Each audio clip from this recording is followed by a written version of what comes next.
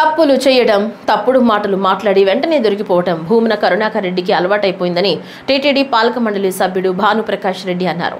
ఈ సందర్భంగా మాట్లాడుతూ తిరుమల ఆలయానికి సంబంధించి ఉన్నతాధికారుల కుటుంబ సభ్యులు మరణిస్తే పెద్ద కర్మ తంతు పూర్తయ్యాక ఆలయం మర్యాదల ప్రకారం సదరు అధికారికి పరివట్టం కట్టి ప్రసాదాలు అందజేసి పండితులు ఆశీర్వదించడం ఆనవాయితీ అని అన్నారు.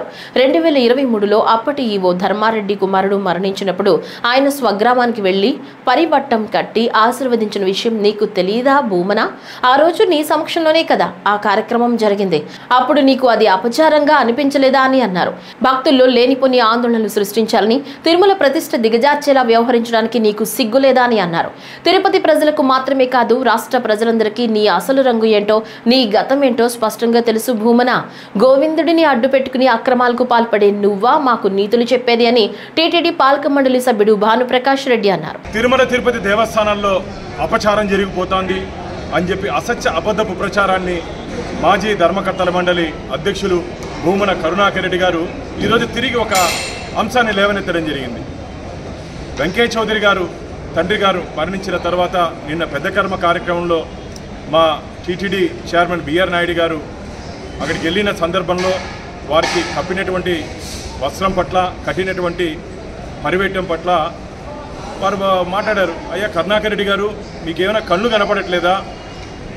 ధర్మారెడ్డి గారు వారి కుమారుడు చనిపోయిన తర్వాత టీటీడీ వేద పండితులు వారికి పరివేటం కట్టి ఆశీర్వదించింది మీకు తెలియదా? తెలిసి కూడా ఉద్దేశపూర్వకంగా బిఆర్ నాయుడు గారిని ఇబ్బంది పెట్టాలని చెప్పి ఆచార వ్యవహారాల పట్ల ఏదో జరిగిపోతుందని చెప్పి ఒక అసత్య అబద్ధ ప్రచారాన్ని మీరు భక్తుల్లోకి తీసుకుని వెళ్ళి అక్కడ పవిత్రత దెబ్బతీసే విధంగా మీరు వ్యవహరిస్తూ మమ్మల్ని మాట్లాడడం ఇది మంచిది కాదు. మీరు గతంలో గోసాల నుంచి గోవిందుడి వరకు ఇలాంటి అసత్య అబద్ధపు ప్రచారాన్నే మీరు భక్తుల్లోకి తీసుకుపోతున్నారు. ఇది మంచిది కాదు కరుణాకర్ రెడ్డి గారు. ఇకనైనా సరే మీరు మాటలు అదుపులో పెట్టుకోండి. ఏం జరిగిందో, ఎప్పుడు జరిగిందో అంతా తెలుసు.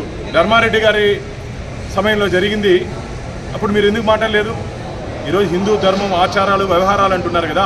ఆలయం లోపలే చేయాలి, రంగనాథ మండపం లోపలే చేయాలి, ఆ పరివెట్టం అక్కడ పవిత్రం, అది కట్టకూడదు అంటున్నారే. ఆ రోజు ఎందుకు మాట్లాడలేదు? ఆ రోజు ఎందుకు మౌనంగా ఉన్నారు? తిరుమల తిరుపతి దేవస్థాన ఉన్నతాధికారులు ఇళ్లలో ఇలాంటి సందర్భాల్లో చేయొచ్చు అని చెప్పి ఈరోజు మాకు పూజారులు చెప్పారు. మీకు తెలిసి కూడా ఉద్దేశపూర్వకంగా టీటీడీ ప్రతిష్టతను దిగజార్చే విధంగా మీరు మాట్లాడుతున్నారు. ఇది మంచిది కాదు. రాబో రోజుల్లో మీకు శ్రీవారి భక్తులే గట్టిగా బుద్ధి చెప్తారని చెప్పి మిమ్మల్ని తీవ్రంగా హెచ్చరిస్తూ, ఏదన్నా విషయం ఉంటే దాంట్లో అర్థం చేసుకొని మాట్లాడండి, తెలుసుకొని మాట్లాడండి. అంతేగాని తెలిసి తెలియకుండా మీరు ఇలాంటి ఒక అసత్య ప్రచారాన్ని, తిరుమల పవిత్రతని భంగం కలిగించే విధంగా మీరు వ్యవహరిస్తూ మా మీద నెట్టడం, మా మీద మసిపూసే కార్యక్రమాలు చేయడాన్ని ఇకనైనా మీరు మానుకోవాలని చెప్పి గట్టిగా మిమ్మల్ని హెచ్చరిస్తుంది.